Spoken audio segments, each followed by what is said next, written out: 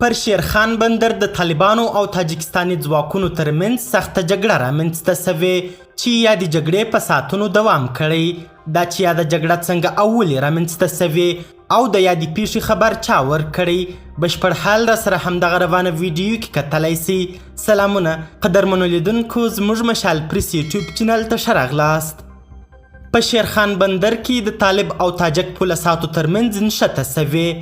راپورونه وایي چې د طالب پولساتو او تاجکستاني پولساتو ترمنځ د کندوز ولایت په شیرخان بندر کې څو ساعته نښته سوې ده. د څو سرچینو پر اساس نښته د شنبې او یکشنبې ترمنځ په شپه کې پیل سوه او لږ تر لږه 4 ساعته یې دوام وکړ.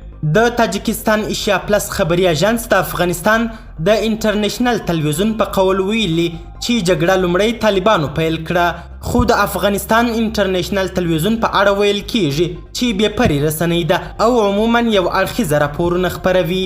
د ایشیا پلس خبري اژانس پر اساس په نښته کې دواړو خواو له سپکو او درنو وسلو کار واخیست. نښته وروسته له هغه ودرول سوه چې د دواړو خواو سرحدي چارواکو په خپل منځ کې خبرې وکړي. د روسیې سپوتونیک خبري اژانس د خپلو سرچینو په قول د طالب پولساتو او تاجک پولساتو ترمنځ نښته تایید کړې ده، خو د افغانستان د طالبانو چارواکو او همداراز تاجکستاني چارواکو تر اوسه پورې په دې اړه څه نه دي ویلي. دا لومړی ځل دی چې د طالبانو او تاجکستاني ځواکونو ترمنځ په شیرخان بندر کې مخامخ نښته کیږي. شیرخان بندر د افغانستان او تاجکستان ترمنځ د سوداګرۍ راکړې ورکړې او تګ راتګ تر ټولو مهم بندر دی. د 2021 د اګست په 15مه د طالبانو له واک ته تر رسیدو وروسته تاجکستان د طالبانو د حکومت پر جوړښت په تیره بیا په دې خاطر چې په هغه کې د تاجکانو ونډه کمه ده توندې نیوکې وکړي. همداراز د پنجشیر د جبهې اکثره مشرانو په پنجشیر کې له ماتې وروسته تاجکستان ته پناه یووړه. د افغانستان د پخواني هوایي ځواک لږ تر لږه 18 الوتکې او څرخکې هم تاجکستان ته وړل سوي چې د طالبانو حکومت ته یې نه سپاري.